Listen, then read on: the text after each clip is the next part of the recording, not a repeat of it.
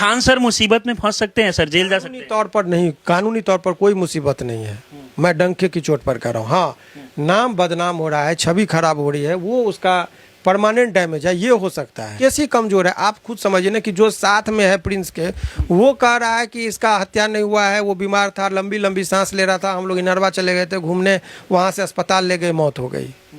तो आप कैसे कहिएगा कि उसको कोई मारा, गोली मारा, छत पर से गिर के हो जाता, धक्का दे देता, तब आप कहते कि हत्या हुई है। देखिए रोशन सर जेल से निकलने के बाद में खान सर पे कई गंभीर आरोप लगाए हैं और इसके बाद देखा जाए तो सीबीआई जांच करने की भी मांग की है। अब इसके बाद लोगों के मन में तमाम सवाल चल रहा है कि क्या खान सर की भी मुश्किलें बढ़ सकती है, क्या खान सर जेल जा सकते हैं। इन तमाम चीजों को लेकर बातचीत करने के लिए अभी हमारे साथ पटना के जाने माने एडवोकेट शिवनंदन भारती सर हमारे साथ जुड़े हुए हैं। सर कैसे देखते हैं, रोशन सर एक तरफ जेल से निकलते हैं और जेल से निकलने के बाद रोशन सर खान सर पे कई गंभीर आरोप लगाए हैं, क्या अब खान सर जेल भी जा सकते हैं क्या? देखिए, कानूनी पक्ष को जब आप समझेंगे, व्याख्या करेंगे, तो कानून इसमें यह कहता है कि चूंकि ये घटना नेपाल में हुई है तो अनुसंधान करने की शक्ति इंडियन पुलिस को नहीं है। तो वो जो भी प्रकरण हुआ है उसका प्रोसेस है कि पहले नेपाल का जो राजदूत है जो वहाँ पर अपना रिपोर्ट सबमिट करेगा, अगर उनको लगेगा किसी की मौत नहीं, ये हत्या है, तब उस आधार पर भारत सरकार अपने राजदूत के माध्यम से वहाँ पर रिपोर्ट मांग के और उस पर कार्रवाई का रिक्वेस्ट करते हैं। और केंद्र सरकार अगर लगेगा कि इंडिया में साजिश रची गई, तो ऐसे परिस्थिति में फिर यहाँ से क्या होगा, एक पूर्व अनुमति लेनी होती है सरकार से। केंद्र सरकार पूर्व अनुमति देगी तब जाके एफआईआर होगा। सो मुझे लगता है कि ये बहुत कठिन कार्य है, नंबर वन। नंबर सेकंड, अगर रोशन आनंद जी अगर ये केस करने पर बाध्य भी हो जाएंगे तो वो फंस भी सकते हैं। कैसे फंसेंगे वो समझिए। रोशन आनंद जी का भाई के साथ जो 4-5 लोग दोस्त थे, सबसे पहले वो अभियुक्त बन जाएगा उस केस में, जो साथ में था, कैसे लेके गया, किस परिस्थिति में लेके गया, रात में क्या खिलाया, क्या खाया, सब का चीज़ होगा। तो सबसे पहले अभियुक्त तो वही लोग बन जाएंगे जो प्रिंस का दोस्त था, बन जाएंगे वो लोग। और उन्हीं लोगों पर फिर क्या होगा, रोशन जी पर दबाव आ जाएगा कि भाई अपने ही लोग फंस रहे हैं। तो मुझे लगता है कि वो इस स्टेप में मीडिया में बयान दे दिए, लेकिन मुझे नहीं लग रहा है कि इसमें कुछ होना है। जैसे कि वो सीबीआई जांच के लिए भी मांग की है। इससे पहले देखा जाए तो उनका जो बयान सामने आया कि मेरा भाई का हत्या किया गया है, मैं सनातनी हूं, दबाने का प्रयास किया गया, खान गुंडा, ऐसा तमाम वो बयान दे रहे हैं। देखिए, आपको वही चीज़ बता रहे हैं, ये लोगों को नहीं जानकारी है, जी। ये लोगों को शिक्षक है, इतना कॉमन सेंस होना चाहिए। सीबीआई का जांच करने की शक्ति जो है इंडिया के अंदर है, नेपाल में नहीं। इंडिया के बाहर उनको जांच करने की अनुमति नहीं है दूसरे के, चूँकि वो उनका अपना अभी वहाँ पर एफआईआर हुआ होगा, जैसे इंडिया में हुआ होता। तो इंडियन पिनल कोड है हम लोग का, भारतीय दंड संहिता या बीएनएस अब नया में आ गया है बीएनएस, तो उसके अंतर्गत होगा। लेकिन नेपाल सरकार का नेपाली कानून है जिसके तहत उसमें कार्रवाई होनी है। तो यहाँ इंटरफेरेंस नहीं हो सकता है। इसीलिए ये जो लोग कह रहे हैं कि खान साहब के मुँह से कुछ नहीं, कानूनी तौर पर उनको कुछ नहीं हो सकता है, इतनी बात समझ जाइए। लेकिन इसके ये तब कहिएगा कि ऐसा क्यों किया जा रहा है, वो समझिए, इसको बड़ा बारीकी से मैं अपना दृष्टिकोण से बता रहा हूँ कि खान साहब से 3-4 अभी जो खान सर से डायरेक्ट ये फैजल खान हुए, बहुत 3 दिन के अंदर में ये सब सारी घटनाएं हुई। क्यों, ऐसा क्या? तो जो यूट्यूब चैनल के माध्यम से कुछ न्यूज़ चैनल है, उन लोगों को ये इंटरव्यू नहीं देते थे, उसकी प्रतिशोध था इन लोगों में। कुछ चैनल को इन्होंने माने डिलीट करवाया था उसके गतिविधि के कारण, वो लोग को मौका मिल गया कि नहीं उसको ये कर दें। तो एक वर्ग जो तैयार हुआ वो यूट्यूब का जो अगेंस्ट में कि निगेटिव परसेप्शन फैलाने में, वहाँ पर एक चीज़ है। दूसरा, जो शिक्षक हैं ये बहुत कम टाइम में राइज कर गए, तो प्रतिद्वंद्विता होता है, सब शिक्षक कराते, खाने तो एगो टीचर है, हम नहीं है क्या, तो उनको भी ये एक फीलिंग हो गया। तो एक शक्ति वहाँ पर काम किया, एक शक्ति जब मेडिकल में जब आ गई हॉस्पिटल में, तो मेडिकल जगत का बड़ा हॉस्पिटल सबको लगा कि बहुत कम टाइम में ये राइज कर रहा है, बरसों लोग प्रचार में कितना खर्च करता है, तो अपने नाम के ब्रांड वजह से ब्रांड बन गया। तो एक शक्ति वहाँ भी काम किया कि इसके नाम को ही डिफेम कर दो, बदनाम कर दो। एक तो ये चीज़ें हो गया, ये फैक्टर। दूसरा, मुसलमान होना तो ये बहुत सेफ कार्ड है कि चल मुसलमान है तो कह दो मुसलमान है, तो हिंदू डायरेक्ट साइड हो जाएगा। वो विक्टिम कार्ड खेले भी इसमें, जो आप देखे होंगे लास्ट टाइम में रोशन आनंद ने कहा मैं सनातनी हिंदू हूँ। अगर हिंदू की बात इतना है, उस पर भी हम आएंगे, जब उस पर हिंदू के लेंगे तो हिंदू मुस्लिम कर दिया। एक बहुत बड़ा जो फैक्टर है, जो चीज़ लोगों को सबको याद है कि जब अंजना ओम कश्यप ने बयान दिया था, बोला था कि ये लोग दो कौड़ी के टीचर हैं, तो सारे टीचर इनके समूह में आने लगे, सपोर्ट में बोलने लगे। टीचर के स्वाभिमान की बात थी। अंजना ओम कश्यप जी उसमें बैक फुट पे थे। अंजना ओम कश्यप जी से टकराना, एक भारत के प्रधानमंत्री के साथ जिसका उठना बैठना खाना पीना सब होता हो, कौन सा बहुत बड़ी पर्सनैलिटी है, कौन सा ऐसा ऑफिसर हो जहां उनका पैठ ना हो, उनके शख्सियत को कौन चैलेंज कर सकता है। आज के दौर में पूरा देश वही चला रही हैं, चूँकि लोग उनके बात को फॉलो करता है सबका। वो लोग क्या किए कि भाई कैसे उलझाना है, तो भाई वो लोग बड़ा होशियार हैं। राजनीति का मतलब होता है कि राज करो तब नीति बनो, बहुत चीज़ राज रखता है। शत्रु पर चाणक्य नीति है कि शत्रु को अगर परास्त करना हो तो उसके सबसे कमज़ोर पक्ष पर प्रहार करो। मजबूत पक्ष खान साहब का पॉपुलर है, कमजोर पक्ष ये था कि प्रतिद्वंदता था। 4 दिन के मैंने उधर प्रकरण चल ही रहा है, रोडाबाजी क्यों इनके इंस्टीट्यूट पर हुआ, कौन करवाया, किसके साजिश से हुआ। तो ये जब तमाम तरह की चीज़ों के एंगल से आप देखेंगे तो आपको लगेगा कि जो चीज़ आपको दिख रहा है वो बात नहीं है।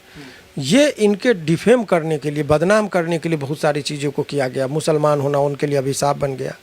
दूसरी और अहम बात क्या है कि अब आइए रोशन आनंद जी का।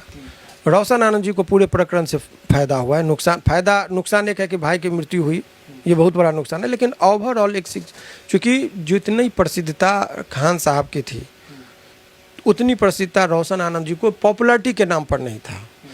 टीचर अच्छे हैं, बेहतर रिजल्ट देता है, उस पर हमारी कोई कटाक्ष नहीं है। लेकिन नाम लोग उनको, रोशन जी को वही लोग पहचानता है जो ट्यूशन पढ़ता है। खान साहब को जो गैरेज में काम करने वाला भी व्यक्ति उनका यूट्यूब पर देखा है, तो खान साहब एक जन जन के लोगों तक पहुंच चुके थे।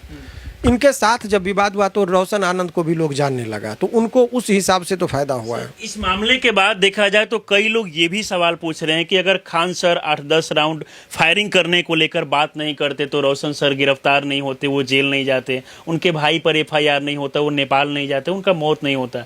ये तमाम चीज़ भी लोग सवाल पूछ रहे हैं। देखिए, अब ये बड़ा अच्छा है, इसको कहते हैं रिमोटनेस ऑफ डैमेज। उतना दूर तक कोई सोचता है नहीं। जैसे आप अगर यहाँ आ रहे हैं, पता चला कि वो यहाँ भूकंप आ गया, तो आपको अफसोस होगा कि हम सर के पास जाते इंटरव्यू नहीं लेते। तो ये आप सोच ही नहीं सकते ना, जो आपके कंट्रोल का चीज़ ही नहीं है।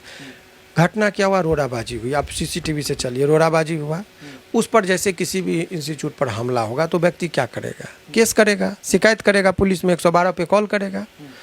कॉल हुआ, FIR में उन्होंने वो बात नहीं लिखा कि हम गोली चली, FIR में पढ़ा। ये पुलिस की पूरी तरह से जल्दबाजी किया गया। 109 धारा लगना ही नहीं चाहिए, 109 धारा नहीं लगता और ना ही रोशन आनंद गिरफ्तार होते। ये पुलिस को, और पुलिस ऐसा क्योंकि वहाँ पर छात्रों का एक समूह बहुत बड़ा है, कहीं हिंसक न हो जाए, इसीलिए छात्र कहीं गिरफ्तार करो, हल्ला होता बहुत होता है, इसीलिए जल्दबाजी में गिरफ्तार कर लिया गया।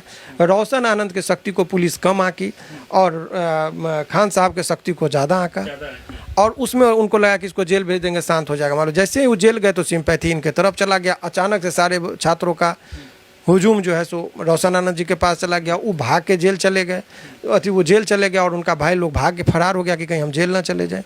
वहाँ जाने के बाद वहाँ पर मृत्यु हो गई। मृत्यु का कारण बहुत सारा चीज़ होता है। आप तो भली भांति ही अवगत है, नेपाल में आप जाके देखिए, बॉर्डर टपिएगा, एक बहुत बड़ा दुकान आपको मिलेगा सजा हुआ महफिल। यहाँ से बिहार से लोग जाते, जैसे लगता है कि शेर को बहुत वर्षों बाद शिकार मिला हो, भूखा हो, उसी तरीके से टूट पड़ते शराब दारू पर। डोज का कोई मात्रा नहीं पता होता उनको, और ओवर डोज के वजह से भी बहुत लोग मरते हैं। ये फैक्चुअल चीज़ है, और नेपाल सरकार भी यही बात कर रही है कि यहाँ पर जो है सो ओवर डोज की बात है। इसीलिए उन्होंने गहराई से छानबीन किया, क्योंकि नेपाल में जब विदेशी नागरिक की मृत्यु होगी तो एक एक मृत्यु पर रिपोर्ट उनको भारत सरकार को देना होगा। इसलिए बहुत गहराई से छानबीन वहाँ पर चल रहा है। इस मामले को लेकर देखा यह गया कि जो टीचर कभी खान सर के सपोर्ट में रहते थे, आज देखा जाए तो एक तरफा लगभग सारे टीचर जो है रोशन सर के साथ में है, और सारे लोग मिलके खान सर का जो है वो विरोध कर रहे हैं। यहाँ तक कि अभी के समय देखा जाए तो बिहार के विपक्ष के जो नेता है तेजस्वी यादव भी इस मामले को लेकर जाँच करने के लिए आज पत्र लिखे हैं सरकार को। क्या लगता है कि सर आगे क्या कुछ इसमें? यही चीज़ आपको कह रहे हैं कि ये जो पत्र लिखने की बात है, कॉमन सेंस की बात है कि अगर ये जो केस हुआ है, घटना हुआ है नेपाल में, तो इंडिया में कैसे केस हो जाएगा? ये रिक्वेस्ट करेंगे, प्रायर परमिशन लेंगे केंद्र सरकार से, तब जाके अनुसंधान के लिए किसी व्यक्ति को देगा।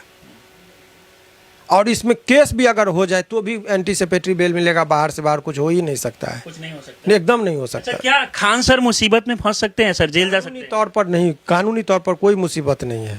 मैं डंके की चोट पर कह रहा हूँ। हाँ, नाम बदनाम हो रहा है, छवि खराब हो रही है, वो उसका परमानेंट डैमेज है, ये हो सकता है, ये क्षति हो रहा है। ये क्षति हो रहा है। लेकिन कानूनी तौर पर चूंकि केस ही कमजोर है, आप खुद समझिए ना कि जो साथ में है प्रिंस के, वो कह रहा है कि इसका हत्या नहीं हुआ है, वो बीमार था, लंबी लंबी सांस ले रहा था, हम लोग इनरवा चले गए थे घूमने, वहाँ से अस्पताल ले गए, मौत हो गई। तो आप कैसे कहिएगा कि उसको कोई मारा, गोली मारा, छत पर से गिर के हो जाता, धक्का दे देता, तब आप कहते कि हत्या हुई है। नेचुरल डेथ को आप कैसे कन्वर्ट करेंगे, उसमें पोस्टमार्टम रिपोर्ट में आ जाएगा, उसमें कैसे आप किसी को इन्वॉल्व करेंगे? कोर्ट में तो दूध का दूध और पानी का पानी हो जाता है ना, यही सब वजह है। चलिए, बाकी सर हमारे साथ जुड़े, इस मामले को लेकर जानकारी दी इसके लिए। आपको एक खामियाजा मुसलमान है, इस वजह से भी अब टारगेट होगा, अब थोड़ा सा हाँ उनके साथ ही। क्या लगता है कि जितना निगेटिव हुआ है अभी खान सर को लेकर, आने वाले समय में क्या मतलब फर्क पड़ेगा उनका? खान साहब को कोई फर्क नहीं पड़ेगा। खान साहब को देखिए, वो टीचर हैं, उनका इस पर गुण ये है कि वो बेहतर तरीके से पढ़ाने का अंदाज, जो शैली जो है वो सरल था।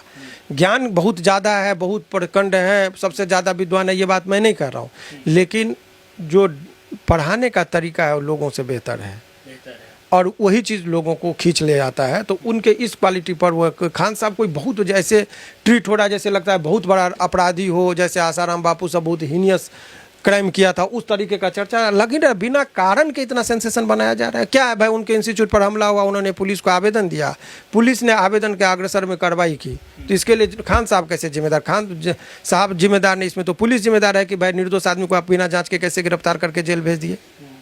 तो ये समझने की जरूरत है। चलिए, बाकी सर हमारे साथ जुड़े इसके लिए बहुत बहुत धन्यवाद आपको। शुक्रिया। चलिए, बाकी इस पूरे घटना को लेकर जिस तरीके से रोशन सर के द्वारा जो है खान सर पे आरोप लगाया जा रहा है, इन तमाम चीज़ों को लेकर आप लोग क्या सोचते हैं कि किसके द्वारा, क्या रोशन सर के भाई की जो हत्या हुई है वो एक साजिश के तहत हुई है?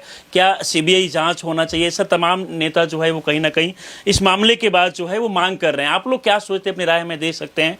फिलहाल बहुत बहुत धन्यवाद।